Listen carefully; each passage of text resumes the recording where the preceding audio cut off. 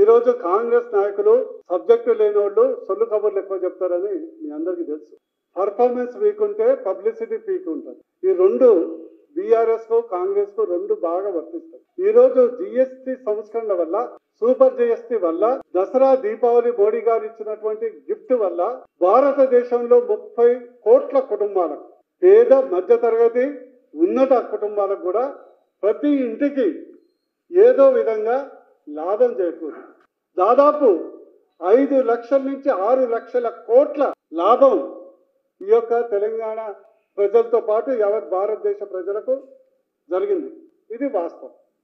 కానీ కాంగ్రెస్ నాయకులు సొల్లు కబుర్లు చెప్పుకుంటూ సోయి లేకుండా 7,000 కోట్ల నష్టం ఎట్లయితే 7,000 కోట్ల నష్టం, మీరు 7,000 కోట్ల నష్టం అంటున్నారు తెలంగాణకు, మేమంటున్నాం 14,000 కోట్ల లాభం తెలంగాణ ప్రజలకు. జిఎస్టీలో 50% రాష్ట్రానికి వస్తుంది, 50% కేంద్రానికి పోతుంది. ఈరోజు 7,000 కోట్ల నష్టమని మీరు భావిస్తున్నారు. మోడీ గారు, బీజేపీ పార్టీ మేము 14,000 కోట్ల లాభం తెలంగాణ ప్రజలకు లాభం జరుగుతుందని మీరు భావిస్తున్నారు. అదే వ్యత్యాసం. మీకు కాకి లెక్కలు కాకుండా దమ్ము ధైర్యం ఉంటే మీ లెక్క చూపండి. సెక్టర్ వైజ్ గా నేను చెప్తాను. ఆటోమొబైల్ సెక్టర్ కానీ, ఫార్మింగ్ సెక్టర్ కానీ, ఎడ్యుకేషన్ సెక్టర్ కానీ, హెల్త్ సెక్టర్ కానీ, హౌస్ హోల్డ్ సెక్టర్ కానీ, హ్యాండ్ క్రాఫ్ట్స్ కానీ అన్నిటి మీద చెప్తాం. మోడీ గారు దసరా దీపావళి సూపర్ జిఎస్టీ తెచ్చిన తర్వాత రాహుల్ గాంధీ మరి కాంగ్రెస్ నాయకులు మొత్తం నవరంధ్రాలు మూసుకొని అనవసరంగా లేనిపోని రాద్ధాంతం చేస్తున్నారు. ఇకపోతే బీఆర్ఎస్ నాయకులు కేటీఆర్ గారు ఏం చెప్తాడండి? మోడీ గారు 15 లక్షల కోట్ల దోచుకున్నారు. అర్థం ఉందా? మోడీ గారు 15 లక్షల కోట్లు దోచుకున్నారు. For your kind information I want to ask you, BRS మంత్రుల్ని అడగదలుచుకుందాం, మాజీ మంత్రుల్ని. జిఎస్టీలో 50% స్టేట్, 50% సెంటర్ పోతుంది.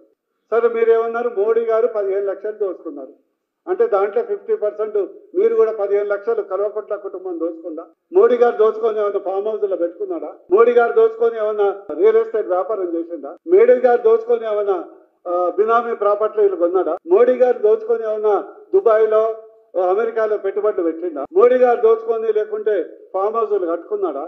ఈ రోజు మోడీ గారు ఈ యొక్క 11 సంవత్సరాల్లో 350 లక్షల కోట్ల బడ్జెట్ ప్రవేశపెట్టిన ఒక్క రూపాయి కూడా అవినీతి మార్కలేనటువంటి ఉన్నతమైనటువంటి నాయకుడు మోడీ గారు. పచ్చకామర్లు వచ్చినోడికి లోకమంతా పచ్చగానే. నిజంగా చెప్పాలంటే కల్వకుంట్ల కుటుంబం రాజకీయ అవినీతికి బ్రాండ్ అంబాసిడర్. మీరు మోడీ గారి మీద నెపం వేస్తారా? మోడీ గారు హానెస్ట్ పాలిటిక్స్ కు బ్రాండ్ అంబాసిడర్.